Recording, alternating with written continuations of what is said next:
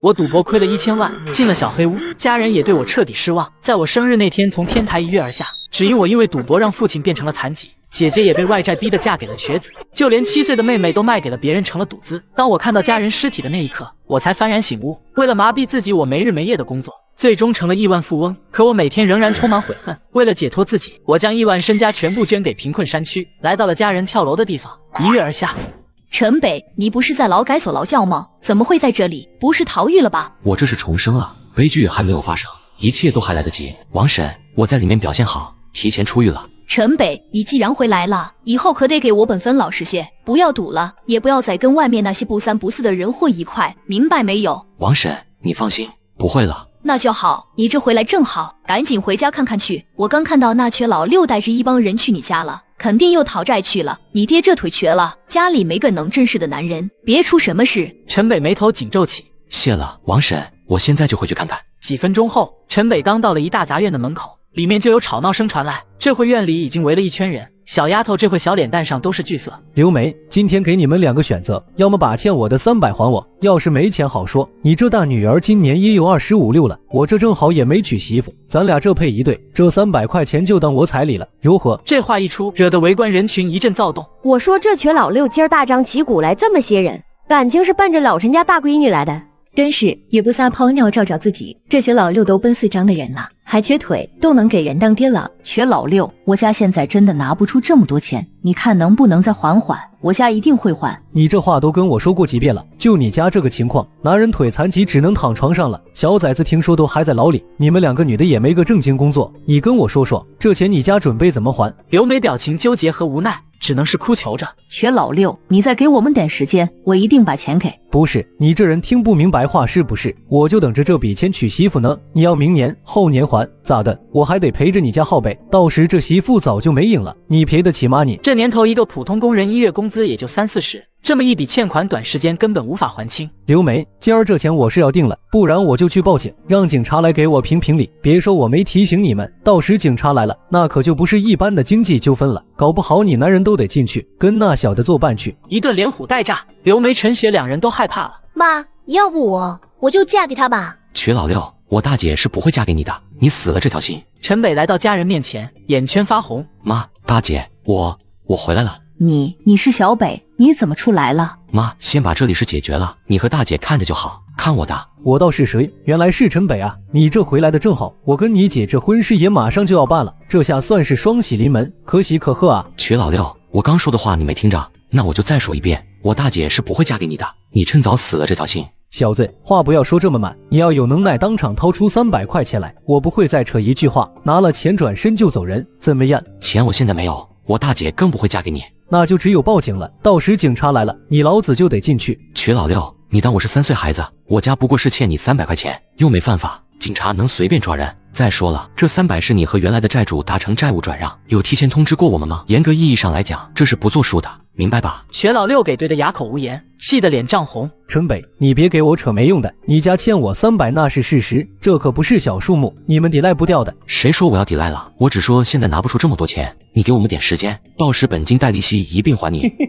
就你家这副模样，拿什么还我？这你就别管了，总之到时肯定会还你的。这话我都听你家说了4、5遍了，每次都这么敷衍我，真把我当冤大头了。要是10年、20年后还，老子还能娶到媳妇吗？今儿是20号，下月1号你来我家拿钱。要再没有呢？我说有就有，你唧唧歪歪的跟个娘们一样，没完了是吧？老子刚从里面出来，惹恼了我，你特么也别想好过。瘸老六也怕这种小流氓生荒子，真要逼急了，指不定生出什么事端来。这可是你说的，大家都听到了吧？今儿你们就是见证人。陈北，你也是男人，说话算话，那我就再宽限你们几天。等说罢，瘸老六招呼给自个助威的亲朋离去。你这孩子怎么胡乱答应那瘸老六？10来天功夫，咱俩去哪里拿着300块钱？妈，你别怪小北，小北也没办法。到了下个月，我就嫁给那瘸老六好了。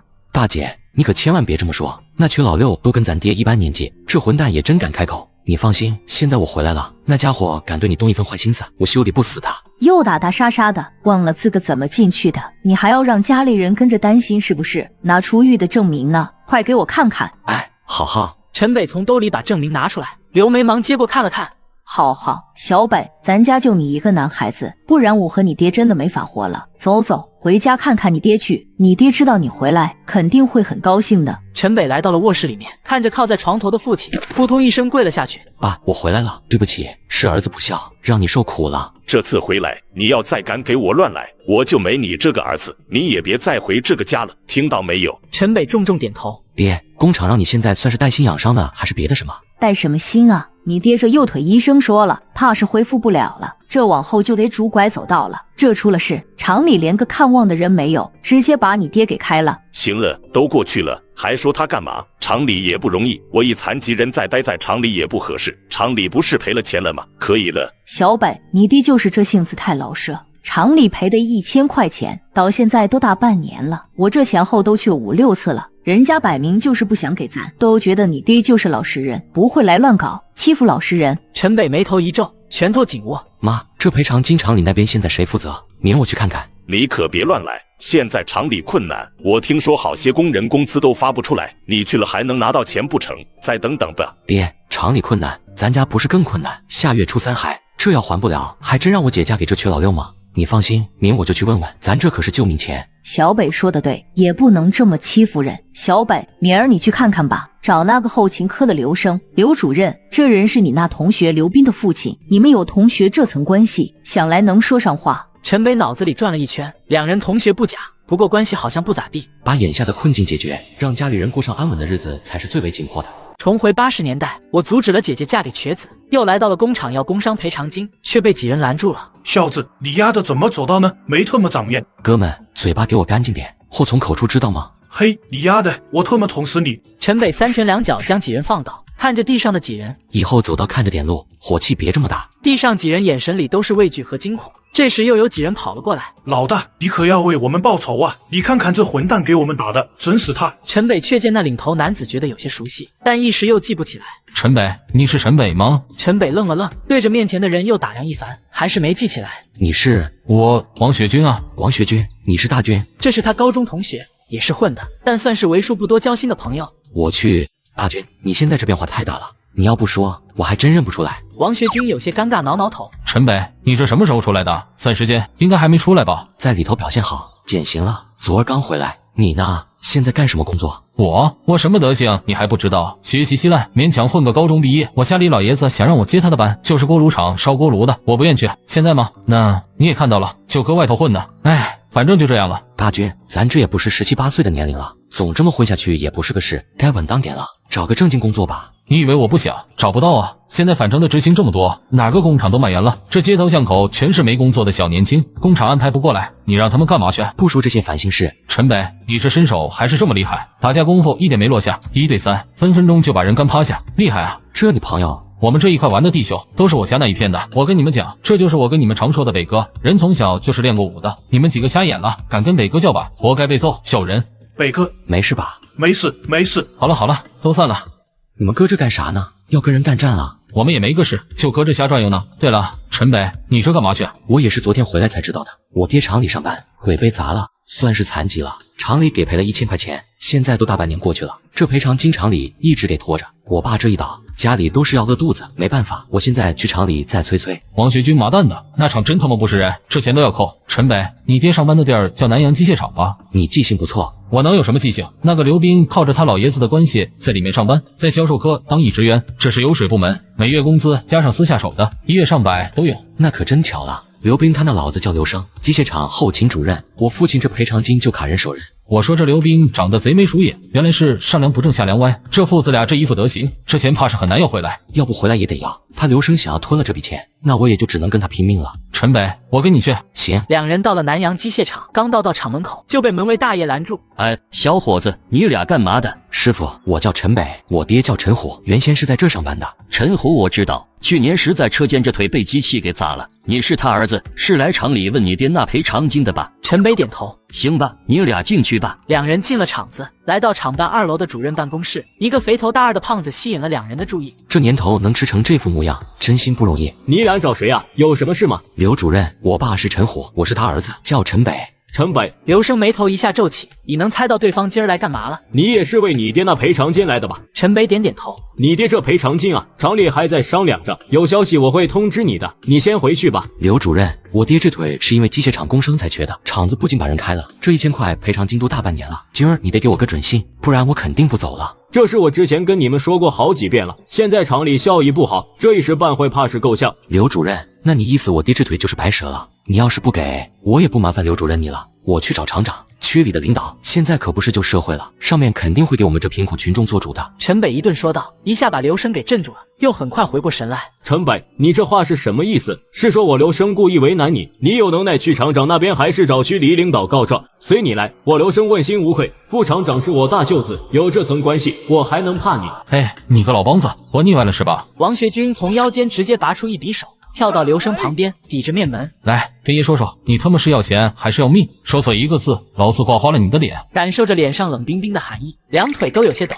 你要干嘛？我跟你讲，你敢乱来，派出所就在附近，到时就得进去坐牢。呵，你当我是吓大的？你以为我吓唬你，不敢捅你是吧？爷今儿就给你放血。大军，陈北，这混蛋太他妈坏了，连这钱都要沾手，我今儿得好好教训教训这老家伙。你别拦我。大军，回来。王学军将匕首装回腰间，回到陈北边上。娘的，别落我手里，不然有你好看。脱了困的刘生气急败坏。你们知道这是什么行为吗？我要是报了警，你俩都得进劳改所去。陈北，看在你爹的份上，现在给我滚出办公室！往来等，来人啊！一声喊叫，很快将房间围满了人群。刘斌快步来到自个老子身边。爸，这怎么回事？这两人你认识？我以前高中同学，进去了2年，都不是什么正经人。爸，发生什么事了？难怪这混蛋跑来问他老子的赔偿金，没说几句就拿刀要捅我，简直无法无天。什么？陈北、王学军，你俩胆子不小，敢拿刀威胁我爸，还当是以前呢？刘队长，这两人知道意欲行凶，把人给我抓起来，扭送派出所去。算了，你俩走吧。赔偿金的事不是我为难你们，这钱不在我这里，我会跟上面领导去汇报的。下次要再敢这么乱来，那就别怪我不客气了。你俩走吧。刘主任，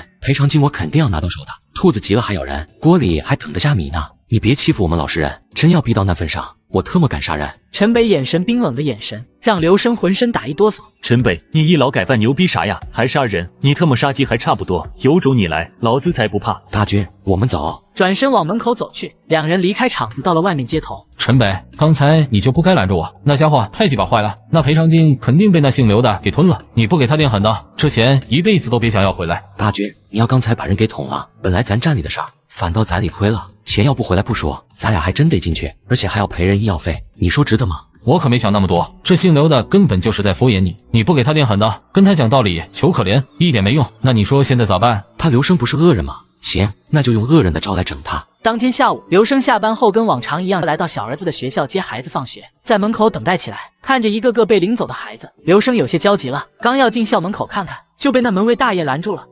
刘主任又来接孩子放学啊？啊，是的，这孩子还没出来，我进去看看。哎，刘主任，不对了，孩子刚才就出来了，是孩子的表哥来接的，你不知道吗？孩子表哥？孩子哪来什么表哥？老王，你这没看错吧？我家孩子真已经离开学校了。刘主任，你天天都过来接送儿子上下学，我哪能看错？是2个年轻人，你家孩子就跟他们走了，我看孩子还挺高兴的。刘生听到这脸都白了。那个人往哪边去了？那就往前头街口去的。刘生转身就要追过去寻人。爸爸，我在这里。刘生循声望去，就见自个儿子背个书包，拿根糖葫芦，边上站着2男子。刘生快速来到孩子身边，将孩子上下一番打量，带怒气的看着面前2人。陈北，你到底要干嘛？我儿子要有个闪失，我让你俩吃不了兜着走。刘主任，小明这么乖，我哪能伤害他？就是看你每天辛苦上班工作，想要替你减轻点负担，这不就想着每天帮你接送孩子上下学？你不用谢我谢你个头。陈北，上午在厂里时我已经跟你说得很清楚，你不要胡搅蛮缠，我真要报警了，你俩就等着后悔哭去吧。刘主任，你真是冤枉我了，真的没别的意思啊。再说了，我俩这没偷没抢，没犯什么事吧？你叫警察来，这警察也不能胡乱抓咱吧？你说是不是？大军，就是我又没偷你家孩子，警察凭啥抓我们？你俩要再敢接近我儿子，我跟你们没完。说罢，刘生转身离去。小明，明哥哥再给你买棉花糖吃好不好？好好，我要吃棉花糖，哥哥明天给我买。刘生一把拎起自个这宝贝儿子，大巴掌照着屁股就是扇去。我让你吃，我让你再敢跟陌生人走。陈北，这家伙也不吃这一套，咱们还来吗？不急，我家都跟这家伙耗了大半年时间了，也不差一时半会了，慢慢跟这位耗吧。今儿晚上还有行动。重回80年代，老赖工厂主任拖欠父亲赔偿金，我帮他接孩子，他却人心惶惶。你这咋了？下班回来魂不守舍的，还把儿子打了，咋了？厂里出事了？没有，这几天让孩子在家待着吧，就不要去上学了。明儿我跟学校老师请假去。孩子又没生病，好好的干嘛不上学？这马上要期末考试了，别耽误学习了。听我的，这几天孩子就不要去学校了。还有，你这些天在家也注意一点，有什么陌生人来敲门，可千万不要开门。不是，你这到底咋了？是不是外面得罪什么人了？你把话说清楚，整得我这心都直跳。刘生叹口气，把今儿遇到的事儿一说，他媳妇听完眉头也是皱起。你之前不说这赔偿金拿着一点没问题吗？这现在人怎么又闹上门来了？今儿来要赔偿金的是老陈的这个儿子，这小崽子可不是善茬，做事没轻没重的，还是让孩子在家待几天吧。还他爸，要不这赔偿金就给人吧，别到时真弄出什么祸事来。你说的倒精巧，咱家这天天的荤菜，你手腕戴着的金手镯，孩子的新衣服，这都哪里来的？我那点工资可不够给你们花销的。那你说怎么办？再看看吧，这小兔崽子要再敢乱来，我就报警，让这俩小崽子进去蹲个几天，到时就会消停了。你哥是副厂长，有这层关系，那小混蛋也翻不出天来。女人也没再多言，两人又聊了一会，就关灯休息了。屋里两人正睡得香甜，突然玻璃碎裂，把熟睡的两人给吵醒。哎呀，这啥玩意？刘生开了房间里的灯，就见房间的窗户口下落了一地的碎玻璃，寒风呼啸。这是被人砸了窗户玻璃了。刘生来到窗户口，是哪个王八蛋扔的石头？给我出来，出来！还他爸，你就别嚷了，没准是院里邻居的孩子贪玩给砸的。你这一吼，傻子才会认，人早溜了。还是想想这怎么弄吧，不然晚上咋睡啊？我去拿些纸板、报纸先堵一堵吧，等明儿白天叫个师傅来装块玻璃。早上刘生起来，顶着俩熊猫眼，直打喷嚏。真是要了老命了！还他爸，快来，快来，不好了！刘生出了卧室，见自个家人都围在门口位置，刘生几步上前，只见木门上、墙面上全是被泼了鲜红的油漆，楼道墙面上还用鲜红油漆写了几个大字：欠债还钱，还我血汗钱。刘老赖，陈北，你个小兔崽子王八蛋，老子要你好看！刘生这回就是在迟钝，也知道是谁的了。大，你说这是陈北那混球干的？不是这小王八蛋还能有谁？刘斌二话不说，拿了把菜刀，老子特么劈了那王八蛋！打什么打？动点脑子！你赶紧去边上的派出所报警去，让警察过来。今儿我非要让这小王八蛋进里头蹲着去。刘斌快步出门报警去了。另一边，陈北一家人正在吃饭。小北，昨儿个去厂里，我都忘问你了，怎么样了？妈，人刘主任说了，赔偿金可以拿，现在已经在上面审批了。他说顺利的话，个把星期就能批下来了。陈北不想让他妈担心，给这么说着。真的啊？这我能骗你？人刘主任当面跟我讲的。那感情好，家里现在真是一分钱没了，过2天都要断粮了。妈，你就放心，到时我一定把爹的赔偿金给拿回来。一旁陈虎听着这话，脸上露出一丝笑容。你们看吧，我说厂里是不会不管的，眼下只是有些困难，过了这一段就好了。老爹啊，老爹，就你这种老实人，他刘生不欺负你，欺负谁去？这边正说着，外头就有人喊：“这是陈北家吧？”刘梅起身过去开门，见外头是俩穿制服的警察，有些慌乱。同志，你找我儿子有什么事吗？他在屋里。我们找陈北了解点情况，方便进去吗？刘梅愣了愣，心跳的厉害。自个儿是在外头犯什么事了吗？怎么把警察给招来了？妈，是谁找我呀？陈北起身来到门口。警察同志，我是陈北，你们找我有事啊？来，先进来说吧。把人给请进来，坐到人对面，面色轻松。我们接到报警，向你了解点情况。刘生这人你认识吧？刘生认识啊，这我爸厂里的后勤部主任。怎么了？昨晚这位刘主任家里半夜被人砸了窗户玻璃，家门口也被泼了油漆。这位刘主任说这事是你干的。昨上午你还去他办公室找他，吵架发生冲突了，有这事吧？同志，我昨天是因为我的赔偿金跟刘主任发生冲突了，但那是他拖欠大半年了，我是真急了，但也就此而已。说什么砸人玻璃、泼油漆，怎么可能？那你昨晚夜里0点到1点这时间段人在哪里？我昨个下午回来，都没出过院子，跟隔壁邻居下象棋到深夜。你要不信，你们自个去查查。一个警察出门，过了会就回来了，对着另一警察点点头。那你知道这个刘主任平日里有没得罪过其他什么人？这我就不清楚了。不过听说这人在厂里风评不好，经常克扣下面工人的福利待遇，得罪的人怕是不少。至于真假我就不清楚了。俩警察又简单问了问其他问题，然后便离开了。小北，你这还跟人刘主任吵架了，把人得罪了，那这赔偿金还能拿到吗？妈，你放心，你就把心放肚子里，这赔偿金你儿子一定给拿了。这边吃完早饭，陈北便出了门，到了和王学军约好的地点。陈北，还真让你给说着了，警察一大早就找上门来了，把我爹妈都给吓着了。没说漏嘴吧？没有，我就按照先前准备好的说辞。再说了，这事又不是我干的，我一点不慌。人警察询问几句就走了。那就好，那咱今晚还去吧？去，不过得换个时间点。你这样，20分钟后，两人来到了机械厂，又被昨天的门卫大爷拦住。哎，小伙子，你俩不能进去，不能进去！昨儿个放你俩进去，我被人刘主任骂了好一通。这要再放你们进去，我这工作都要丢。我们是来要赔偿金的，你怎么还不让我们进去啊？师傅，那我们不进去了。陈北，咱这厂门都进不去，还要个屁账？就是进去见了那姓刘的也没用。咱昨儿搞了这么一出，你觉得人能有好点对待？至于赔偿金，想都别想。那咱还来？咱不来，怎么给人刘主任添堵呢？说罢，陈北从怀里取出一张纸，给铺到了地上。来，大军，你边上找几块石头给压住。这啥玩意啊？王学军跑过去找了几块石头，给压到纸张四角，上面几个醒大字：还我血汗钱，还我爹的腿。下面是讲述他父亲在机械厂的付出和机械厂的做法。卧槽，陈北，这你写的太牛逼了！你这什么时候文笔这么好了？有个屁文笔，只不过讲述事实罢了。咱今儿就在这摆摊了，那哪儿也不去。成，要说整人还是你有招，这是要把这姓刘的下火上烤啊！厉害啊，我得多向你学学。你小子夸我损我呢？人厂子里会不会来赶咱呢？这地儿又不是他机械厂一家的，他刘生再牛逼，管天管地，还管劳资拉屎放屁。再说了，我这讲述的都是事实，没一点污蔑人。天王老子来了也不用怕。行，那我来嚷两声啊，招呼些人来。哎，都过来看一看，瞧一瞧啊！冤呐，比窦娥还冤，惨呐，比媳妇跟别的男人跑了还惨，丧尽天良，赚着昧心钱。各位大哥、大叔、大爷、姐儿、大婶们，你们来给评评理。陈北听这家伙掰扯，也是无语了。你哥这说书呢，不过效果挺好。此时正是上班点，机械厂的职工都是围了上来。刘生和刘斌父子俩也来到了厂里。这搞什么东西？一个职工跑上前来。刘主任，你快去看看吧，那陈虎家的小子跟门口摆摊，在那讨赔偿金呢。什么？刘生气血翻涌，怒气直冲天灵盖，欺人太甚。刘生拔脚就冲了过去。陈北，你特么到底要干嘛？哦，是刘主任呢。今儿你这上班好像迟了点，平日里早就到了。刘主任，你这气色好像不大好，昨儿没休息好吗？我问你，你特么到底要干什么？这不写着吗？我来要我爹的赔偿金啊！陈北，我昨儿就跟你说的明白，你爹的赔偿金上面领导还在审批，你这么自搞是想要干嘛？在厂门口闹事，再不走，我报警了。刘主任，我这没偷没抢，就是在这摆个摊，问厂里讨要我爹的赔偿金罢了，不犯法吧？警察也不能胡乱抓人。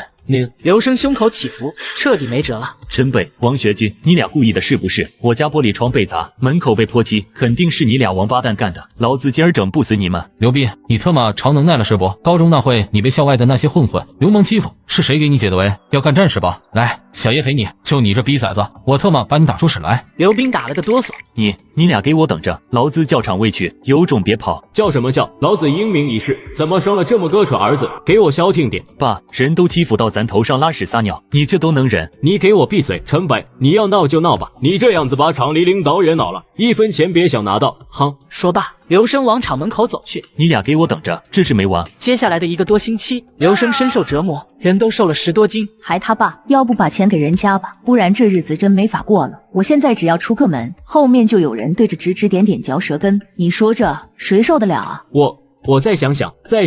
深夜，伴随着又一次的砸窗碎玻璃声，成为压垮刘生的最后一根稻草。陈北，卧槽你姥姥！月末最后一天下午，南阳机械厂后勤科办公室，刘生把一沓子钱递到陈北面前。这里是1000，你拿好。陈北接过。刘主任，你看像现在这样多好，钱早些还了，也就没那么多事了，搞得你累，我这更累是不是？赔偿金你拿了，以后不要再来厂门口闹事。刘主任，这你放心，我是个明事理的，你这每天日理万机的，我不会再来打扰你。你个小混球，老子信你的鬼！陈北拿了钱，转身出了办公室，刚一出去，就在外面走廊上碰到了刘斌。陈北，你有种，你也就会使些下三滥。我跟你讲，这事肯定不能就这么完，你给我等着。说完了，说完就让一边去，别挡道。陈北直接往前头走去。陈北，你给老子等着，这事没完。出了厂子，来到街道上。陈北，怎么样？那混蛋给钱没有？拖欠大半年的赔偿金，一共1000，全部到手了。不过他心里并没多少喜悦，他爹的一条腿换1000，太不值当。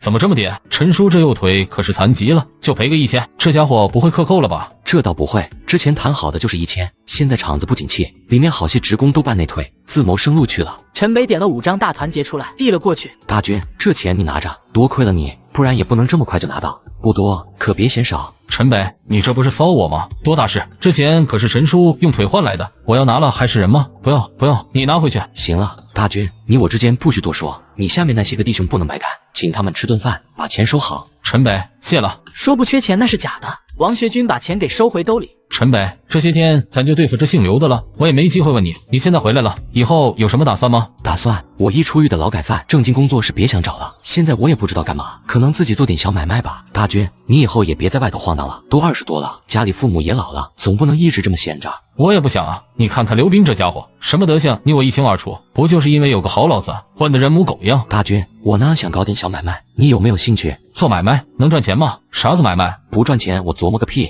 陈北指着前头的街道，看到什么了？啥呀？看人骑着的自行车没？这一辆怕是要200-300吧？自行车商行里像飞鸽、凤凰、永久，那都供不应求，有这玩意真的娶媳妇都能事半功倍。陈北，你说这个干嘛？你说咱俩租着自行车买卖，自个组装再给卖出去，这生意应该不会差。你没发烧吧？净说胡话呢！组装自行车，两手空空，咱拿什么组装啊？就是有器材，咱俩又不是修车的。重回80年代，为了让家人过上好日子，我开始倒腾凤凰牌自行车。咱不会组装，可以找车行的修车师傅啊。那车子呢？陈北，你不会想着去废品收购站淘吧？之前就有人试过，这行不通的。咱直接去车行买一套整散件，自己组装。买散的零部件我记得不用工业券，而且购买零部件的发票齐全，到时还能上车牌，不怕警察来查。一辆全新的车能上牌，还不用工业券，我卖个400-500那也有人抢着要。你信不信？这我信。就我院里一邻居，谈个对象完了，马上要结婚了，人女方要求彩礼得要辆自行车，不然人就不结。这可苦了男方了，钱倒是出得起，就是手上没工业券，这段时间到处求人买人手里的券子。你看这就是妥妥的刚需啊。刚需是什么意思？陈北，话是这么说，但你买一整套零件，人家未必会卖给你啊。要是起义报警，钱没挣到，告你个投机倒把，人搞不好再进去。这我早就想好了。大军，前2天我听你说过，你爹那边的锅炉厂说什么为职工谋福利，要搞个自己的修车铺，是不是？是有这么回事。咋了？你修车肯定要零部件器材更换，我们个人去车行买整的不行，由公家单位出面，单位盖章，加上这么大个厂子，多买些器材也无可厚非，人营业员不会起疑，你觉得如何？妙啊，陈北，要这么来肯定可行。你这样一会回去我就问问我爹，问问他能否去厂里开张证明。别，咱这是有些风险的，你爹都快退休了，就别参与了。再说你爹也接触不到修车铺的事，你从侧面打听一下，厂里修车摊这事儿谁负责？完了咱再从长计议。行，我知道。还有大军，这事儿谁也别去讲，咱自个知道就好。成。交代完毕，陈北就回家了。刚到家，小丫头就盯着陈北手里的肉，眼睛直放光，快速的跑过来。大哥，这是肉吗？大姐，大锅买了好大一块肉，你们快来看呐！小玲，今儿咱吃红烧肉好不好？小丫头蹦跳着。呵，小玲最喜欢吃红烧肉了。你这哪里来的钱买这么大块肉？怕是要不少钱吧？明儿可是到时间了，那缺老六。妈，你不用担心，大姐你过来。说着，众人到了陈虎床边。小北，咋了？把我们都叫过来。陈北拿出一沓厚厚的钱放在几人面前。哇，大哥，好多钱啊！其他3人也给惊到了。别喊，小雪，快去把门关好，快点的。等。陈雪跑过去关了门，然后跑了回来，一脸凝重。你这钱哪里来的？抢劫去了，家里是缺钱，但咱可不能干违法犯罪的事。你这钱从哪里来？就赶紧给我还回去。就是啊，小北，那瘸老六明儿来要钱，咱再好好求人就是，你可不能出事啊。老两口没往赔偿金这块想，都以为要回来无望了。小北，听爹妈话，快把这些钱还回去。你要是出点事，大姐我心难安，那还不如嫁给那瘸老六。天，我要真去干什么坏事，早上离开，个把小时就回来了，这时间怕是不够吧？这钱那是机械厂给爹的赔偿金，上午那回我去厂里拿回来了。3人都愣了一下。上次你不都跟人吵起来，这警察都上门了，那刘生还能这么爽快把钱给你？那我就跟他耗了，晓之以理，动之以情。最后啊，人刘主任终是被我感动了，这不就把赔偿金给攒了。小北，这真的啊？你可别骗你吗？放心吧，妈，这钱你收着，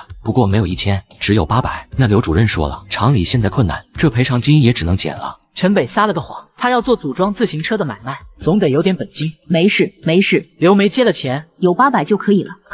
还他妈一会把欠那瘸老六的钱去还掉，利息也还上，你分别欠着，省得以后又来找麻烦。好，几人都是欣慰的笑起，如今有钱还债，人心情自然也是好起来了。小北，你是怎么办到的？那个刘生不会找你麻烦吧？不会，大姐，你放心好了，这事儿就过去了。至于什么招嘛，就不告诉你了。以后这种法子还是少用，咱安安稳稳的，可不能再让咱爹妈担心了。大姐，我知道了，你这说的我耳朵都起茧子了。马上中午了，你快去把这块肉给烧了。你弟我忙活这么些天，你就给烧顿红烧肉犒劳我呗。等着吧，你这大功臣。小北，你这块买的都是精肉，一点不标，熬不出一点油来，下回你可别买了，真是糟蹋钱了。中午一家人围着吃饭，小丫头大口扒拉着饭。大哥，红烧肉可真好吃，好香呢。慢点吃，没人跟你抢，这些都是你的。大哥，你也吃。妈妈说大哥你太瘦了，得多吃饭呢。好，大哥也吃。第二天一早，陈北还没起床，王学军就找上门来了。怎么还没起床？这要是我妈，早就打起来了。有事就说，我家里没人。不说陈叔腿残疾了，人呢？残疾了又不是不能走，拄拐杖去外面倒马桶了，一会就回来。说吧，什么事？还能什么事？就昨儿你说的组装自行车的买卖。昨儿你这么一说，我就找我老子打听了，晚上兴奋的一宿没睡，1分钱还没挣到，你兴奋个屁呀！淡定点，说说看，怎么个情况？负责厂里修车铺的叫王宝来，30多岁了，不过这人在厂里属于偷懒耍滑的那种，有个外号叫王赖子。陈北，这家伙人品够呛，你说咱能招呼上？这是好事啊！你要换个踏实负责的，咱估计没戏。这种好吃懒惰的二赖子最好下手了。这倒也是，那咱现在就招呼人去，早点谈好，早些挣钱啊！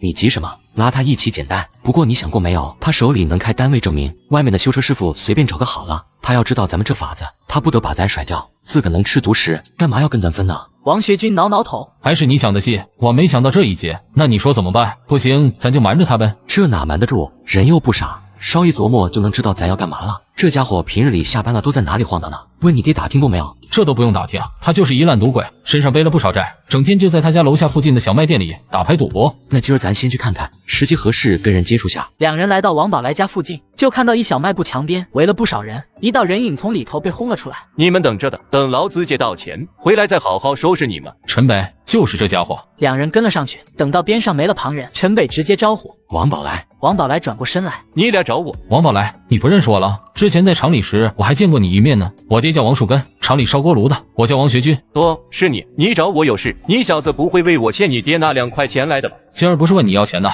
我朋友找你有点事。朋友？陈北掏出包大前门给弟跟上去。王工，我叫陈北，跟王学军是高中同学，今儿过来是专门找你商量点事的。你们找我谈什么事啊？一笔发财的买卖，不知王工有没有兴趣？王宝来眼前一亮，谁不想发财呢？不过这违法犯罪的事儿我可不干。王工，这你放心，真要违法犯罪，我俩也不会干。王工，我听说你们锅炉厂前段时间给搞了个自己的修车铺，给职工修个车，换个零件什么的，你负责这块，有这事吧？王宝来点头，不知对方提起这个有何用意。是的，怎么了？王工，你这是守了棵摇钱树，却不自知啊！摇钱树？什么摇钱树？吃力不讨好的活，还把劳资工资给降了，厂子里摆明是整我。重回80年代，我靠着组装自行车赚取第一桶金，找到一处小平房带个小院，1月房租5块钱，陈北当场付了2个月的租金。小伙子，你俩租这房子是要干嘛的？可不能干违法的事儿。叔，你放心好了，就是租个地方给临时放下一些厂里的零件，这是我们厂的介绍信，你给看看。陈北取出介绍信递了过去，房东接过看了看，这下放下心。小伙子，你们可是有出息，这么年轻都是厂里职工吗？闲聊几句，房东便离开了。陈北，这房子也搞定了，咱开干呗。咱这样，中午吃完饭，把你家那板车和你爹的工装拿来，到11点钟，咱就到北大街那家车行门口碰头。行，两人商定好，各自离去。中午吃过饭，陈北和王学军在北大街碰头了，两人都穿上了锅炉厂的工作服。陈北，咱现在进去，搞得我现在都有些紧张。这紧张什么？一会跟我进去，你站一边好了，我来说。说罢，两人进了车行，来到柜台前。同志，你好。你们好，需要什么服务吗？同志，我俩是东兴锅炉厂的职工，厂里为了给职工谋福利，搞了个修理铺，这不想着过来买些器材零部件，这是我们厂里的介绍信，还请您给看看。女营业员接过，看了看内容，没多想，把介绍信还了回来。你们厂里可真不错，还有自己的修车铺。主要是上头领导关心我们下面职工。说着又从兜里取出张纸条递过去。你还请看看，这是我们要购买的器材零部件。女营业员接过看了看，点下头去取零部件了。10来分钟后，购置的器材搬上了外面的板车上。同志，我们厂里人多，这修车铺刚开起来，后面还得过来购买，到时来的麻烦你了。女营业员笑着点头，没事的，反正除了休息天，我都在这里的，你随时都可以来呢。陈北嘴角忍不住抽搐了下。好的，好的，那我们先走了呀。王学军前面拉着板车，陈北在一边搭把手，往下一家车行去。陈北，咱费这是干啥？刚那女的都被你迷得神魂颠倒，直接买一整套好了，还折腾着去别家。咱还是得小心一些，半套买，人也不会起疑，小心点总是好的。两人花了1个下午时间，一共购置了2套整车的器材。两人推着板车把器材给拉到租房里。要不要我晚上在这待着？这要被人偷了，多没地儿哭去。不用，这地儿偏，很少有人来。你搁这守着，反倒要遭贼惦记。放心好了，丢不了的。明我把我院里的修车师傅叫过来，让他来这组装。这人不会有问题吧？你不说很老实本分一人，愿意冒这风险？他儿子马上结婚，家里4个孩子，媳妇又干不了活，指望修车铺这点工资，他根本不够。放心，出不了事。那就好。第二天上午，陈北、王学军、杨建军聚到了租房里。杨叔，东西我都是按您的纸上写的买的，你看看还缺什么？应该差不多，先组装着，到时缺了再说。杨建军开始忙活起来，两人在一边搭把手，3人忙活一天，才组装出一辆崭新的28大杠男士凤凰自行车来。这就成了，我上去试试。王学军推着车子到了院里，围着不大的院子转悠起来，转了几圈，自行车停在了陈北两人边上，骑着一点不费劲，很顺畅，车蹬一脚能溜出去10几米远。陈北，你要不要试试？我就算了，把车推里面吧，咱进去说。王学军把车推进去，3人回到屋里。杨叔、大军，咱今儿就到这里，明再过来。不过杨叔，明儿得你自个组装了，我和大军出去转一转，看看能不能把这车子给卖了。杨建军点头，没事，我一人在就可以，你们去外头转吧。不过还是要小心点，毕竟这车子不是正规渠道来的。行，我知道。3人收拾了一下，便起身离开了。第二天一早，王学军骑着车带着陈北往前头巷子口骑行去。半个来小时后，两人来到东城区的衡阳纺织厂。陈北，咱来这干啥？都是女工，咱这28大杠也就男的能骑，还要卖给女的？人女工没对象啊，这就有需求啊，兜里也不差钱，搁这售卖最合适。来，各位美女，往这里瞧一瞧，一色新的凤凰牌自行车，走过路过不要错过呀，过了这村就没这店了呀。啊，你卖车啊？对对，凤凰牌的一色新，你们可以先看看，这都刚从车行提出来的，不要工业券，付钱就行。俩姑娘一听不要券，眼睛都亮了，看着还是很中意啊。你们这车子不会是哪里偷来的吧？不然怎么不要工业券呢？两位美女，我俩在车行那边有关系，所以能拿到车。说罢，陈北从兜里取出1沓发票递给姑娘，来，你们看看，票据齐全，你买了我这车，马上可以去车管所打印上牌，跟去车行买一个样。俩姑娘仔细看了看，有些心动了。那你这车多少钱啊？400。这么贵啊？车行才卖200多，你这贵1倍，不要了。两位美女，这可是凤凰牌的，这男士28杠车行也要300多，再加上工业券，你400能拿下来吗？俩姑娘有些犹豫起来。今儿我俩没带那么多钱，要不明儿的吧？也行，不过我话说在前头，今儿要别人把车子买走了，那我就没办法了，这你们得知晓。那你们等我一会，我去厂里问工友借一借，马上就出来。车子给我留着，不要卖给别人。成，我等着你。做买卖要言而有信，一定给你留着。姑娘迈着大长腿往厂里小跑去，两人等着买车的姑娘来。突然一道女声响起：“陈北、王学军，你俩怎么在这？”两人抬头看去，正是两人的高中同学。哦，是许晴啊。许晴，你在纺织厂上班？去年我家里通过关系进了厂里。陈北，你什么时候出来的？我记得时间还没到吧？就前2天，里面表现良好，提前出来了。你俩在这干嘛呢？卖车。许晴面色疑惑。卖车？这车子你们的？哪里来的啊？语气里有些戒备。车行有认识朋友，就拿出来卖了。这样啊？这时先前去凑钱的姑娘跑了回来。钱我接到了，不过这车子我得先骑着试一试。行啊，没问题，来，你试试，小心点啊。姑娘上车骑了个来回，脸上透着兴奋。怎么样，姑娘，这车可以吧？姑娘点点头，从兜里把钱拿出来递给她。这车子我要了，钱给你。陈北接过，把发票给姑娘。美女，你给收好了，回头就可以去车管所敲印上牌，千万别丢了。了。姑娘高兴接过。你叫什么名字啊？我叫陈北。边上的另一姑娘看同伴有车子，也是羡慕。那个陈北是吧？你这车子还有吗？有，要多少有多少。你要的话，明儿一早就成，我给你拿一辆一模一样的。那你明儿一早来，我买。行。俩姑娘推着车，高兴的离开了。许晴在一边看得愣愣的。陈北，这车子卖了多少钱啊？还好，400。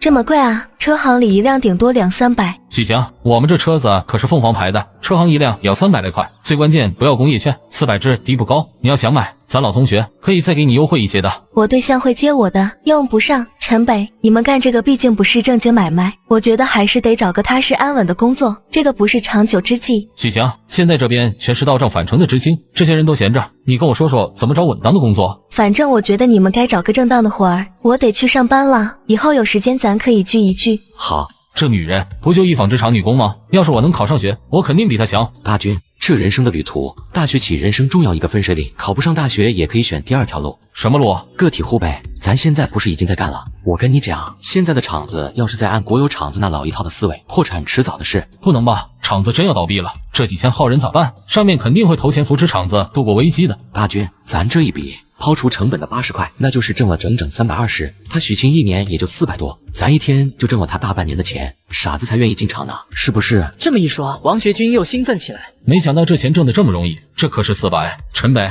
不怕你笑话，我他妈长这么大还没见过这么多钱。眼光放高，放长远一点，这才哪根呢？咱先回去。重回80年代，我靠着组装自行车赚到了第一桶金。陈北，这车子这么快卖掉了？陈北取出准备好的20块钱递过去。杨叔，咱先前商定好的，卖出去1辆，给你20的报酬，你给收好。杨建军见陈北手里的2张大团结，有些惊喜又有些害怕。陈北，这会不会太多了？要不给一半就好。杨叔说好的，你就拿着好了，只要别嫌少。这怎么会？这干1天活都顶我半月工资了。杨建军把钱给收好。杨叔，咱这买卖必有些风险，还是不要跟别人讲。这你放心，说真的，我还怕你俩呢。挣了钱搁外头太招摇，被公安机关给盯上。杨叔，这你也放心好了，我俩心里有数。3人一直忙活到夜里9点来钟，又组装出了1辆自行车。今天就到这儿吧。杨叔，明天你先去车行上班吧，我们这边得先把器材给购买了，到时再过来组装。3人各自离去。第2天早上，陈北一家人正在吃饭。你们知道吧？听说隔壁老黄头要卖了4合院，去南方生活了。这老黄头老两口搁这边日子过得舒坦，跑南方去干什么？老黄头儿子在南方那边定居了，这老两口就投奔儿子去了。买房的事儿都跟街道办说了，这一套4合院要1500呢。咱这一片谁家能拿出这么些钱？肯定卖不出去。妈，这真的呀？这当然，就和咱这一墙之隔。这4合院面积可不小，住上10几个人一点不成问题，1500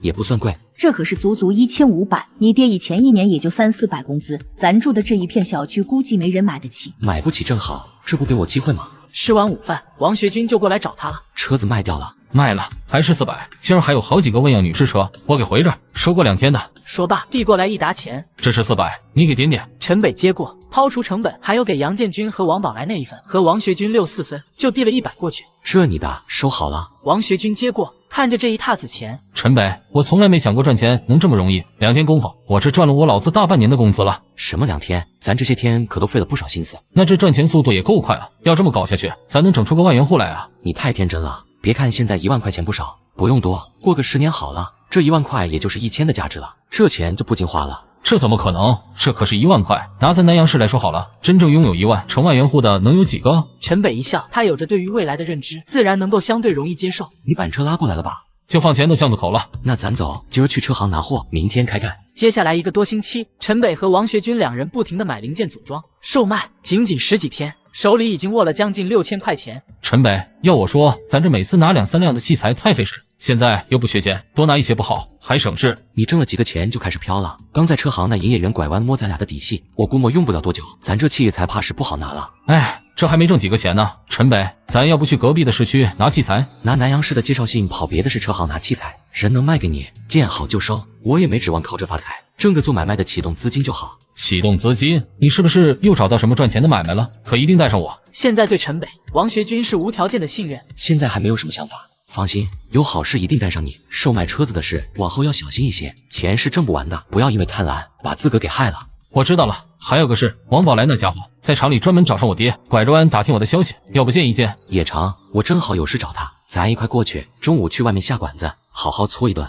那咱现在就走，上次去饭馆消费都还是去年时候，我都快忘了那红烧排骨是啥滋味了。那咱走吧。2人出了门，和王宝来一起来到了东岳饭店。我说陈北，这里面消费可不低，之前跟着领导来过几次，随便1顿半月工资进去了，咱确定要去这里头？你带嘴就行，又没让你掏钱，心疼个屁呀！走吧，咱进去。3人进了饭店。陈北花了多少钱？3荤2素，半斤散装烧酒，还有米饭，10块多点，还行。就这我1/3的月工资都没了。陈北，那咱说好的那钱？你别这么猴急的行不行？说答应给你的，一定有你的份，急个屁！你那一份我都给你记着，现在有个700块左右。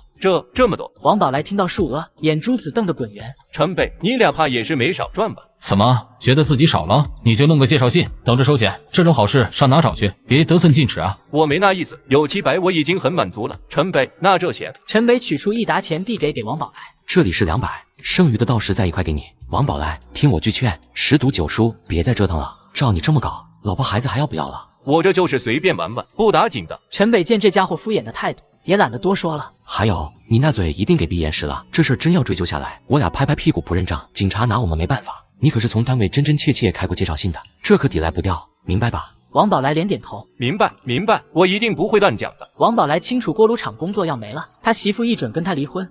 那就好。三人开始大快朵颐起来。另一边，东岳饭店的另一个一包房里，许晴等人以往的高中同学在聚会。斌子，这边消费可不低，今儿这一桌怕是要花费70-80了吧？这点钱算什么？刘科长每月工资加奖金都有上百了，这都是小钱。这话引周围人都向刘斌投来羡慕的眼神。刘斌，你这工资也太高了，早知如此，我当初选择进机械厂好了。刘斌虚荣心暴涨，面上笑容止不住。机械厂也不是人人工资这么高的，我这不是科室的主要领导吗？工资待遇上相对高一些。你和微微在工商局也不差，说出有面子。刘斌，我们都知道你在追微微，不过呢，我跟你讲，就算出了城北那档子事，我们局里一把手的儿子也是被我家微微迷得神魂颠倒，有这大靠山，我看以后谁敢欺负咱，是不是微微？叶薇瞥了眼坐一旁的刘斌，刘斌这时脸都黑了。行了，不说这些了，咱吃饭。其他人都怕刘斌拍屁股走人，都没再说什么。微微，前2天我在纺织厂门口见到王城北在那卖车子。叶薇听的这名字，柳眉微微一蹙。我记得这家伙不是进去了吗？算锁时间应该还没出来吧？说是在里面表现良好，减刑提前出狱了。这种人真是便宜他了，出来也是要祸害别人，就应该在里面关一辈子才好。你胡说什么呢？城北当初要不是为了救我打伤那几个流氓，他也不会进去。说起来都是我害了他。微微，话可不能这么说，当初又没让他救，说不准人是在演戏，只是最后失手演砸罢了。叶薇也没回应，知道这两人本来就不对付。小晴，你说这俩家伙在纺织厂门口卖什么车？不会是专门等你，向你打听微微的消息吧？没有，他们真在卖车子，而且卖了好几辆，一辆都要300-400呢。他们车子哪里来的？不会是偷的吧？人王学军说是在车行有认识的朋友，具体我也不知道。这两人结交的都是狐朋狗友，能认识什么车行朋友？指不定哪里偷来的。小晴，以后你离这两人远一点。这话我认同。刘斌一肚子气，正好拿这两人议论。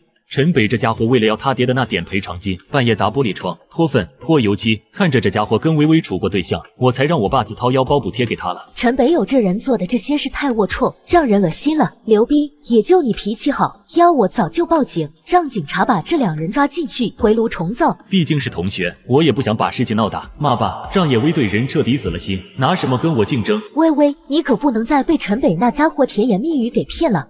我和他早就没关系了，我家里也不会同意的。那就好，依你的条件，就得选择条件好的。重回80年代，我靠着组装自行车赚到了第一桶金，正庆祝时却遇到了同学聚会。哟，陈北、王学军，这么巧啊，在这都能碰上，这要巧。你们这老同学聚会？是啊，大家平日里都在工厂门店上班，叶薇、黄珊珊都是在工商局上班，都是国营单位，今儿一块聚一聚，挺好的。下次有聚会记得叫上我和大军，同学一场，也是好些年没见了。陈北，你这刚从里头出来，先前跟我说家里如何困难，现在倒好，拿你爹的赔偿金跑这吃喝来了，你也真吃得下去？刘斌，你他妈嘴巴给我放干净点，老子吃喝关你屁事！同学一场，我好心劝你们几句，要照你俩这么混法，搞不好这刚出来，人又得进去了。妈的，看来上次还没把你收拾妥当，今儿我再好好修理你一下。说罢就要上去跟人动手，陈北拦住王学军，说完了，说完就滚吧，别打扰我们吃饭。你刘斌恼火，这混蛋太特么嚣张了，压根没把我放眼里啊！陈北、王学军，你俩也太混了，人刘斌是为你们好，人刘斌都把家里的钱拿出来补贴你爹的赔偿金了，你还这样对人，还是不是人？黄珊珊，你哪只眼睛啊？大军，陈北喝住王学军，然看向刘斌，见对方眼神躲避，就知道怎么回事了。你们走吧，别打扰我们吃饭，再闹腾，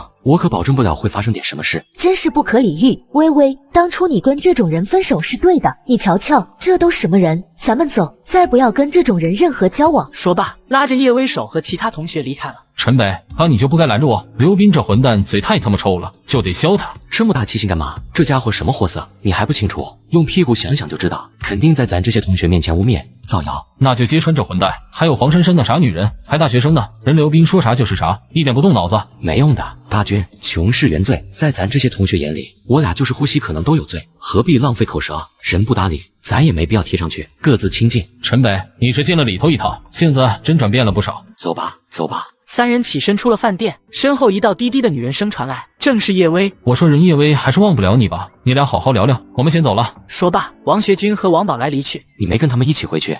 我在这等你。刘斌说你为了拿你爹的赔偿金，拿刀逼迫他父亲，还去他家砸玻璃窗，门口泼粪，这是真的吗？有这事。为什么这么做？我就一混子，跟社会上那些混混地痞混一块，拿刀威胁人，砸窗泼粪，这不就是混混的招呼吗？你是混，但我知道你不会无缘无故干这些的。你就不能跟我说说到底怎么回事？我爹因工伤残疾，厂里给辞退了，我一家都快断粮了，结果这赔偿金却被刘斌老子给扣了。我姐叶因为家里的欠债，差点嫁给一个40岁的瘸子，还用我多说吗？叶薇神情复杂，然后拿出一小沓钱递过来。这是我这月刚发的工资，不多，45，你先拿着，回头我问我哥再借点。不用，现在都解决了，我也没落魄到问女人要钱的地步。你拿着，这是我欠你的。我们谁也不欠谁。人黄珊珊说的对，咱之间现在确实差距挺大的。你有个好工作，我一劳改饭，不能耽误你。叶薇眼眶红起来。陈北，对不起，我家里人都不同意我俩的事，不允许我给你写信。我妈身体也不是很好，我真的没办法。不怨你，你也不要有任何负担，你不欠我任何东西，咱好聚好散，好吧？叶薇怔怔地看着陈北，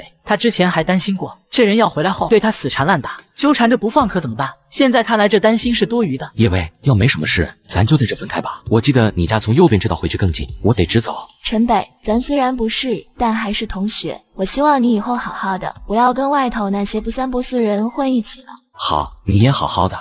那我走了。同一时间，刘斌开着他的跨斗摩托，把许晴给送回了家。刘斌，谢谢你啊，把我送回来，要不去我家做会。算了，下次的。那我上去了，你回去慢点。那个你等会，我还有点事问你。还有什么事？你能跟我说说，这陈北和王学举两人在纺织厂门口卖什么自行车，具体怎么回事？你问这干嘛？刘斌，你也想去卖自行车吗？劝你还是不要了，这算是投机倒把吧，犯法的。你想哪去了？我怎么可能干这种偷鸡摸狗的事？我就是想了解下这两人到底在干嘛。许晴看着刘斌怪怪的，但也没多想。具体的我也不知道，我也是偶然碰到的。我问他们车子哪来的，那王学军说是车行有什么朋友，而且还不要工业券。问他俩买的车人不少，一辆300-400呢。车行朋友不要工业券，一辆300-400。刘斌听着疑惑，更是眼热不已。他现在缺钱的厉害，厂里如今不景气，他没地儿整些灰色收入，只能想想别的招了。这俩人家里情况咱同学都了解，能认识什么车行的朋友？这车子不会是哪里偷来的吧？应该不会吧，这车子都崭新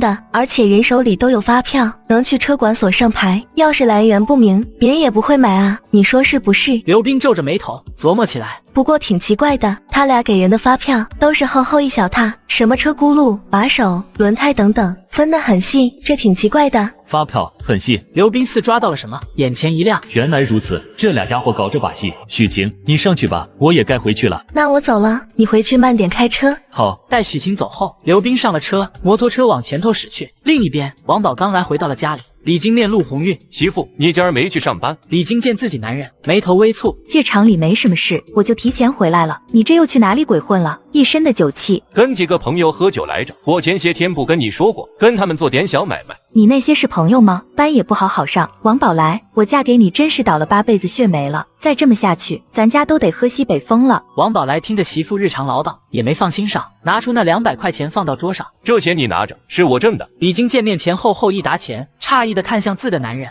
这钱你哪里来的？你赌博赢来的？王宝来见媳妇震惊的表情，心里有些得意。小卖店里都是几分几毛的输赢，哪能赢这么多钱？就是和几个朋友一块做生意，这钱是赚来的。你干什么买卖？一下能挣这么多钱？可别胡来啊！你放心好了，我这不偷不抢，干的都是正经买卖，而且这只是一部分，后面会越赚越多。媳妇，等我以后挣了大钱，你也别去厂里上班了，就家里歇着，过上悠闲的富家日子。这时王宝来注意到桌上的茶水，咱家来客人了。已经颤抖了一下。隔壁刘姐刚过来了。王宝来没多想，另一头，刘斌骑着摩托回到机械厂，一口气来到他老子办公室，就看到刘生正在和一个女人亲热。你先出去吧。女人小跑着往门外去。刘斌皱着眉头，爸，你还真跟这个女人有一腿？人可是结婚了的，就不怕她男人来找你拼命？还有我吗？你胡扯什么？不是你想的那样，我俩刚商量点事呢。爸，我过来正要跟你说个发财的事儿，搞好了就能大赚一笔。你能不能稳当一点？赚什么大钱？你只要不给我惹是生非，我就烧高香了。重回80年代，我用零件组装自行车赚到了第一桶金。但很快就被有心人盯上了。爸，你看你，今天我同学聚会，听说陈北和王学军在纺织厂门口卖自行车，一辆300-400，怕是没少挣。卖自行车？你把话整明白，几个意思？爸，这两人专门买零部件，这零部件不要工业券，价格还便宜。你说这两人买车子零部件，然后自己组装，再拿出去售卖？对啊，组装一辆车所需器材的费用有100来块顶天了，这么一倒手，利润可是有300-400，卖一辆车子挣的钱，赶上咱工厂普通职工一整年的收入了。你说这钱好不好挣，能不能发大财？刘生给说的心动，点着头，只是马上又有疑惑。这也不对啊，这俩小子跑车行买整车的零部件，车行能卖他们，不会起疑吗？今儿在饭店还有一东兴锅炉厂的王赖子，他负责厂里修车铺的事儿，肯定是通过厂子去车行买器材。爸，还用我多说吗？咱赶紧也整一个修车铺，你去找领导说这个事，拿了介绍信，咱就大把挣钱吧。不会出事吧？爸，能有什么事？你提出这法子来，下面工人只会对你感恩戴德，这是好事啊！你就别犹豫了，到时钱全让陈北和王学居这老姐家伙给挣了，咱得后悔死。听得儿子难得说的在理，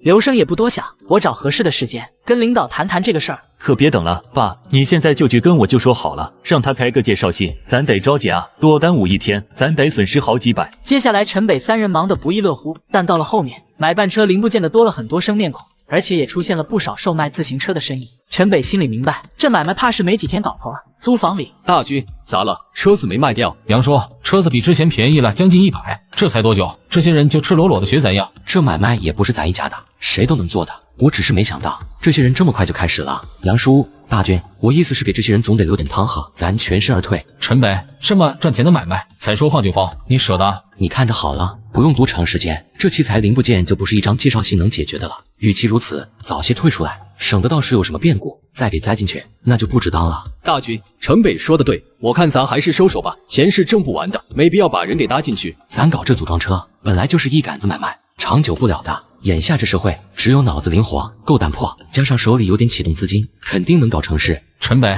你是不是又想到什么挣钱的法子了？跟我唠唠，我跟你讲，以后我就跟你混了。你了解我的，我脑子是不行，但给你跑腿，干点体力活还是可以的，可别扔下我啊！现在还没有，放心，要有赚钱的买卖，到时一定叫上你。那还差不多。陈北，跟你商量个事呗。杨叔，有事你就说，这么见外干嘛？是这样，我家老大不是要结婚了吗？女方那边呢，除了彩礼外，还需要辆自行车。本来这事儿，我想着等机会合适跟你说的，今儿这不挺突然，咱这买卖要停了，所以……杨叔，那正好，这不刚好剩最后一辆，一会你就骑回去好了，我和大军也不用出去卖了。好，陈北，这是杨叔真心谢谢你，可是帮了我大忙了。说着，杨建军从兜里取出一沓钱递过来，这里是400，你给点。陈北接过点了80，其他给还了回去。陈北，这啥意思？杨叔，要我性子，这车子直接给你就好了，但你肯定不会要，那我就收个成本钱。陈北，这不行，你这帮我够多了，怎么还能再？好了，杨叔，我和大军赚了多少你心里有数，你觉我俩差这100来块钱，杨叔你花钱的地儿多了，拿着。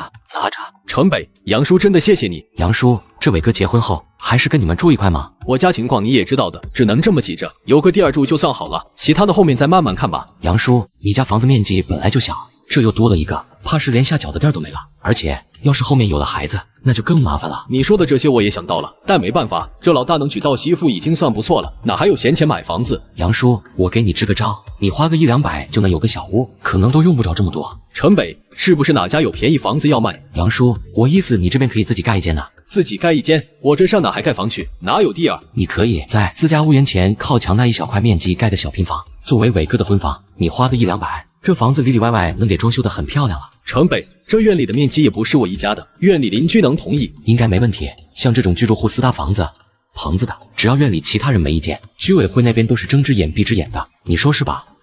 这能行吗？杨建军其实已经被说动了，但心里还是没底的。咱不是贪公家便宜，真的是有实际需求，没办法，逼到这份上了，咱硬气一点，应该问题不大。为了儿子的婚房，我这老实人丢出脸面拼一把了，回头我先跟家里商量一下，然后再跟院里邻居通气，要没问题就去居委会找人王主任。杨叔，我不瞒你，那黄老头家人不是要卖自个住的4合院，这事儿你知道吧？你要买那4合院？对，我听说人出价1500。这都快有1个多月了，房子都没卖出去，太贵了，不值当。我是不想住的太憋屈了，赚钱不就是为了花，用来享受的吗？杨叔，到时我把隔壁院子给买了，你这小平房尽管盖好了，我家肯定没意见。好。这边三人又谈了会，杨建军便骑着车高高兴兴离去了。陈北，咱这买卖真不干了？我说你小子真掉钱眼子去了，我说的可是认真的。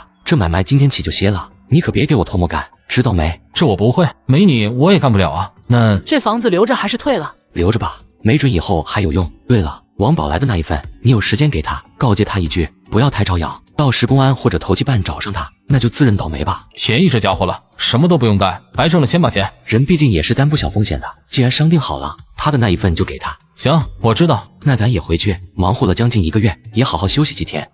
随后两人关好门窗便离开了。哇，居委会那边都是等活儿的人，那屋里人都是挤满了，别说活儿了，我这挤都挤不进去，都不用去问，我这就回来了。这可咋整？一天没一点收入，就你爹这些赔偿金也有用完一天，这钱还得留着给小北娶媳妇呢。妈，以后你也别让大姐老跑居委会了，费那功夫干嘛？咱自己可以做点买卖的嘛，干嘛去求人呢？你口气倒是不小，还自己做买卖。我和你大姐都是女的，除了糊纸盒，做点修修补补的裁缝活也干不了别的。那就开个裁缝铺呗，你俩的针线活都很厉害，开个裁缝铺，我想生意肯定不会差的。第二我都给想好了，就老黄头家。这老黄头家房子售卖，出价1500，都挂了1个多月，连个询价的都没有，就是把你卖了，怕是也凑不到1500。姐，不就1500吗？你弟分分钟给拿出来。吹牛不打草稿，还1500，你要能拿出15块钱，我就……下一秒，陈北从兜里掏出一大把钱，刘梅和陈雪都看傻眼了。妈，大姐，现在咱不就有钱买那4合院？还他爹，快起来，快起来！你快来看看，这孩子怕是到外面抢劫去了，好多钱啊！陈虎听到动静，踉跄着来到桌边，看着桌上一摞摞的大团结，脸色阴沉。你这钱哪里来的？让你不要在外面乱来，你就是不听，这胆子是越来越大了。哪里偷来的？这钱是你儿子凭本事赚来的，没偷没抢。胡说！你这回来才多久？1个来月时间，成天搁外头瞎晃悠，你上哪挣这么多钱去？赶紧跟我们交代，这钱是哪里偷来的？现在马上给还回去！重回80年代，我靠着组装自行车买到了一个4合院，家人却怀疑是我偷来的。妈，这钱真是我自个挣的，小点声。那你跟我们说，这钱到底怎么挣的？陈北把组装车子售卖的事儿给家人说了一遍，三人听完总觉得有些不真实。你们这么瞒着车行，这不是骗人吗？这还不犯法？胆子也太大了。妈，我这不偷不抢，自愿公平买卖，犯什么法了？咱对面的杨叔，他也跟我一块做买卖呢。老杨也被你拉去了，我又不会修车，杨叔在车行工作，擅长这个，他也挣了不少。刚杨叔骑回来那辆自行车，你们也看到了吧？就是自个组装的。不过爹妈大姐，这事可千万不要对外说，省得传出些风言风语来。你们在这待着，我得问问老杨去，这孩子说话没个准，不然我不放心。说罢便往屋外去，过了半个来小时人才回来。怎么样？这孩子说的是真的吧？是有这么回事，不过老杨也说了，这事儿也确实有风险的。爹，做什么买卖没有风险？我这顶多就是倒买倒卖，凭本事赚钱，又没干什么伤天害理的事。我这买卖现在也停了，你们放心好了。妈，这里2000，你把钱收起来，回头咱就把隔壁的4合院给买了。当家的，这能行吗？拿着吧，都这样呢，这钱还能提退回去不成？小北，以后这种事少干，要让投机办抓了，你这还能有得好？好，妈，今儿晚上过去把买房子的事儿给定下来。晚上，陈北带着老妈和大姐来到隔壁商谈买房的事宜。老黄头满脸的质疑，直到陈北把1500放在两人面前，这才算是信了。黄伯，那咱说好了，明先去居委会办好协议，让大家伙做个见证，然后去房管所把转让协议办了，到时一手交本，一手交钱，好吧？成，那就按你说的办。黄伯，还有个事，到时别人要来问这房子卖了多少钱，你就说是800卖掉了，好吧？黄老头愣了愣，然后明白了什么，点着头。行，我知道了。陈北成功买下4合院，而另一边，刘斌拿着厂里开出来的介绍证明，迫不及待往车行赶去。同志，我买器材，我们厂里搞了个修车铺，这是单位介绍信，你给看看。营业员接过，瞄了眼介绍信，转身就喊：警察同志，这边又来一个搞投机倒把的，你们快出来！话音落，两道身影闪出，瞬间制服刘斌。你们干嘛？干嘛？还用我跟你解释吗？我是来买器材的，有单位介绍信。我犯什么事了？犯没犯事你自个清楚。我俩都在这蹲守1个上午了，像你这种拿着单位证明买器材，却想着搞倒买倒卖的，这都抓了7、8个了。你看看你这器材订单上面的零件都够组装5、6辆车子了，胃口倒是不小，给我老实点，别耍花招。半个小时后，派出所审讯室。你这介绍信我们调查了，确实是真的。警察同志，你看我这说的都是真的，我确实是南阳机械厂的。没让讲，把嘴闭了。警察同志，我这买器材真的是为厂里修车铺给添置的，可不是为了自己啊。是吗？刘斌，据我们所知，你们机械厂现在工人工资都发不出来了，还要搞什么修车铺？你若是还要狡辩，那也随你。到时我们会派人去厂里详细调查的，看看搞修车铺这事儿是谁提出来的。现在给你机会，你自个不把握，到时别后悔。警察同志，我确实是想着搞组装车，弄倒买倒卖的，竟然是第一次啊，真的是第一次。您念在我是初犯，饶我一回，我下次再也不敢了。到这来的都说是初犯，你当我们这是什么地方啊？还饶你一回，我们会通知你单位，到时具体怎么处置，就看你涉案深不深了。警察同志，我举报，我要戴罪立功。下午，2名警察又来到了陈北的家里。警察同志，你今儿过来找我有什么事吗？有人举报你俩私自组装车辆，倒买倒卖，还有一位同伙，东兴锅炉厂的王宝来。警察同志，这话从何说起？你说的什么组装车？我听都没听过，更别说什么倒买倒卖了。我这可是都要记录在案的，要是撒谎狡辩，这性质可就不一样了。警察同志，你就是把我带到所里审讯室，我也这么说，压根没干过的事，你总不能让我承认吧？我能问问是谁举报我了吗？如果可以，我可以和他当面对质，到时事情真假一问便知。是你俩的高中同学，叫刘斌，这人因为倒卖车辆被我们抓个正着，就把你俩供出来了。你俩应该认识他吧？陈北、王学军听到刘斌这名，都是愣了下，疑惑他是怎么知道他们干这买卖的事的。认识，当然认识，我们确实是高中同学。不过警察同志，我觉得吧，你们肯定被这人给骗了，想借你们的手来抓我俩进去，可真够恶毒的。怎么，你们之间不对付？警察同志，我跟你们讲讲怎么回事吧。陈北把先前双方之间的纠葛一说。这人是怀恨在心，故意污蔑我俩，我说的句句真实，你们不信可以去调查的。又聊了一会，人便离开了。这警察又找你干嘛来了？怎么3天2头有警察来找你？你这在外面又干嘛了？不是那自行车的事儿吧？妈，没有的事。陈北找了个由头，把2人给对付了，2人就出了院子。娘的，刚可是吓死我了，我这双腿现在还打哆嗦呢。刘斌那王八羔子太鸡巴坏了，看着的，我非得找人好好收拾这混蛋一顿。收拾这种混蛋干嘛？不脏了自己手。没听刚警察说，这都被抓进去了，活该。大军，你这胆儿也太小了，你跟别人干战都不发怵，这回倒哆嗦起来了。大哥，这能一样吗？这搞不好要进去蹲牢的。你就瞎担心，你越哆嗦，人越能看出你有问题。淡定点，就是真要抓人，也要真凭实据，总不能胡乱抓人。没事的。人要去车行调查呢，咱俩3天2头跑去，人营业员肯定认识咱。认识归认识，咱不承认就行，就一个选择，赖，一赖到底，这可是咱的强项。人警察怎么审讯你，咱就是没有不知道没做过，那就行了，知道吧？那王宝来那边怎么搞？这家伙不会扛不住，什么都招了吧？不会，咱跟他认识时间不长，但我对这人印象，别看一肚鬼，混不吝的，但可不傻，什么该说，什么不该说，人心里有数。明咱一起过去看看，行？2人巷口又商谈了一会，王学军便离开了。重回80年代，为了让家人过上好日子，我决定开个裁缝铺，可营业执照却成了难题。妈，明个你就去跟街道办王主任说好，咱家准备开个裁缝铺，完了让街道办给咱开个证明。我到市区工商局办个营业执照，裁缝铺挂街道办名下，算是集体企业。你呀也不用担心投机办到时来找麻烦。这街道办能答应吗？一准答应。现在都鼓励个人自主创业，咱自个开裁缝铺，解决就业问题，也不用再去麻烦街道办。人王主任高兴还来不及呢。那好，明儿一早我就去。第2天中午，一小饭馆包厢里，陈北、大军，你俩放心好了。昨儿他们来找我，我一个字没吐，最后人也没问出个结果，就有人了，老是没有。你跟我们说说怎么回复的？就是问我有没利用职务之便私装车子倒买倒卖的事儿呗。我说这修车铺的工作谁他娘愿意干，比先前车间里工资低了10几块，我这是被打发来当苦差的。行，你这还挺有招，不过还是要小心些，不可大意。这买卖我们现在停了，也做不了了。等过了这段时间，应该就没什么事了。你放心，我绝不乱来。陈北，你看我那份钱。王学军取出一沓钱放到面前，一共1100，一分不少你。王宝来看着这一沓钱，眼睛都直了，忙给接过来。陈北、大军，还是你俩厉害，这不到1个月时间，挣了我怎么也得3、4年的工资。那你也不看看我俩是谁？你说你什么也不用干，坐着就来钱，上哪找这种好事去？是，我这运气不错，遇到你们2位财神爷，往后要是有用得着我的地方，尽管滋生，当然要有发财的机会，也别把我忘了。钱给你了，不要大手大脚的话，招人眼，会有什么后果不用我多说吧？我知道，一定不会的。还有个事，我听大军说，你还认识咱是一建筑工程公司的领导。你说的是那柳科长吧？认识，但算不上熟。就住我家那一片，我也是在赌桌上认识的，叫柳涛。你找人有事？我家里房子准备装修下，需要些水泥、石灰这类东西，市面上不好搞，人是建筑公司的，还是科长，应该有门路。回头你给我介绍介绍。行，这没问题，我待会回去就找他问问去。这边吃完饭，王宝来回到了家，刚到楼下，他一眼就认出来了，还是上次见着的那个皮夹克男的模特。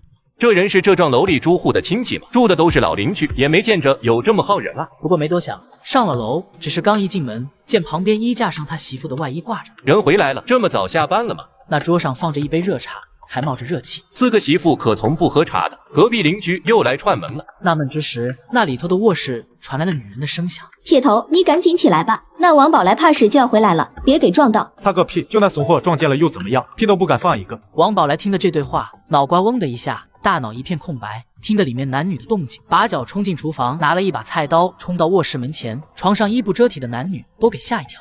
老子剁了你们这对狗男女！挥着菜刀冲上去要砍人，男人抢先一脚踹人胸口上。你再敢动下试试！老子要剁了你们这对狗男女，剁了！王宝来，你疯了，没完了！我要跟你离婚，今后我俩再无瓜葛，你别没完没了的，像个男人样。听到离婚俩字，王宝来一下怔住。为什么？为什么？原因你不清楚吗？哼，我跟你结婚这些年，你有给过我什么？给过我想要的生活吗？成天就是赌博，老娘竟跟着你受罪了，有过一天的好日子没有？我早就打算要跟你离婚，既然今儿被你撞见了，那我就把话说开。李晴，你他妈还是不是人？我王宝来是个浑人，也喜欢赌，但我对你李晴问心无愧，每月工资都交给你，家里家务活都我干，从没让你插手。为了你，我连自己的父母姐妹都可以抛弃，全心为你好，你还要我怎么样？你的良心被狗吃了，那又怎么样？这不是一个男人该做的吗？老娘能陪你这么些年，已经是仁至义尽了。你跟这种货色有什么好说的？早他妈该离了，跟我走吧，去南方，老子带你吃香喝辣，满足你的所有要求。赶紧收拾一下，我门口等你。说罢就出了卧室。王宝来，咱好聚好散，明儿去街道办把离婚证明办理了，你别躲着，没用的。说罢，跟着男人出了卧室。几天后，陈北来到工商这边。同志你好，有什么事吗？同志，我家准备开个裁缝铺，过来办个营业执照，这是我这边的材料，你给看看。先放着吧，你回去等消息。同志，你看这营业执照什么能下来？这可说不准，先得审核，如果达不到相关要求，肯定办不了的。要符合条件，还得上面领导批准，正常1个星期左右，到时你再过来。同志，谢谢啊。陈北转身出了办公室，另一边工商所门口，叶薇和黄珊珊一早来上班了。微微，那个陈北没来纠缠你吧？没有，就上次在东岳饭店见过一次，后面就没有了。那就好，我就怕你一时心软犯糊涂。那陈北都是坐过牢的，之后半辈子算是没什么指望了。你跟着他吃苦受罪，肯定少不了。还有那个刘斌，这人确实不怎么样，这家伙前2天都被抓进派出所，在里面蹲了好些天呢。珊珊，刘斌怎么了？出什么事了？那天咱同学聚会吃饭，那许晴不是说陈北和王学军在搞什么组装车的买卖？完了，这人听了就自己私下搞下去了，结果倒好，车还没卖出1辆就被给抓走了，定的罪名是投机倒把。真的啊？那这刘斌不会有事吧？人好像放出来了，他家老爷子动用了些关系。微微，你看看好了，这人当时饭桌上说的多么愤慨，这一转身就搞这些勾当去了。我看哪跟陈北和王学军他们一路货色，还是远离些好。珊珊，你也别这么说，大家都同学，能相聚一起也是缘分。我没别的意思，就是让你看清他们的为人。珊珊，那你知道陈北和王学军怎么样了？他俩不是也在弄什么自行车吗？没被抓进去吧？这我上哪里知道去？没准这2人也被抓进去了，管他呢，不是一路人，跟咱也没什么关系。叶薇脸上露出一抹忧色。怎么，你还担心他？对人还有感情？哎呀，珊珊，不是你想的那样，咱大家再怎么说也是同学，而且人陈北也救过我只是关心下了，我跟他已经没有任何可能了。这边黄珊珊刚要开口，从里头出来的陈北刚好碰个正着。叶薇，珊珊，这要巧。